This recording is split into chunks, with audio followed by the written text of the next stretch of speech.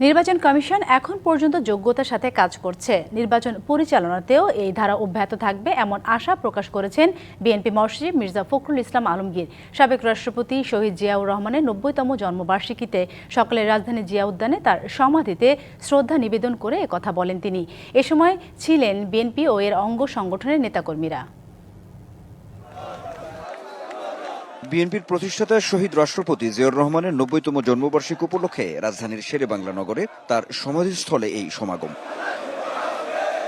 সোমবার সকাল থেকে দলের বিভিন্ন স্তরের নেতাকর্মীর স্লোগান আর পদচারণায় মুখর হয়ে ওঠে সমাধি প্রাঙ্গণ। উদ্দীপনা উচ্ছ্বাসের পাশাপাশি অনেক প্রত্যাশা ব্যক্ত করেন সবাই। আমাদের আজকের দিনের প্রত্যাশা হচ্ছে শহীদ রাষ্ট্রপতি জিয়াউর রহমান যে উদ্দেশ্য এবং আদর্শ নিয়ে এই বাংলাদেশে বহুদলীয় গণতন্ত্র প্রতিষ্ঠিত করেছিলেন এবং বিএনপি প্রতিষ্ঠিত করেছিলেন, তার অসমাপ্ত কাজকে সমাপ্ত করা হচ্ছে আমাদের দায়িত্ব এবং কর্তব্য। বাংলাদেশ জাতীয়তা দল বিএনপির অভিভাবক এখানে শুয়ে আছেন, আমরা ওনাদেরকে ফুল দিয়ে শ্রদ্ধা জানানোর জন্য আসছি।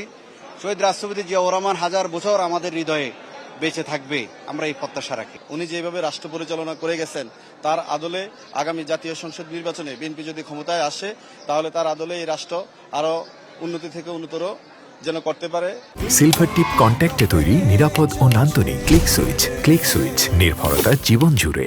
নেতাকর্মীদের সঙ্গে নিয়ে জিয়ার সমাধিতে শ্রদ্ধা নিবেদনের পর দোয়া করেন বিএনপি মহাসচিব। পরে সাংবাদিকদের প্রশ্নের জবাবে নির্বাচন কমিশনের প্রতি আস্থার কথা জানান মির্জা ফখরুল। আমরা এখন পর্যন্ত নির্বাচন কমিশনকে দেখেছি যে মোটামুটিভাবে তারা যোগ্যতার সঙ্গেই কাজ করছে। আমাদের যে সমস্যাগুলো আমরা মনে করছি সেগুলো আমরা গতকাল তার সামনে তুলে ধরেছি এবং আমরা বিশ্বাস করি যে নির্বাচন কমিশন যোগ্যতার সঙ্গেই এই নির্বাচন পরিচালনা করতে সক্ষম।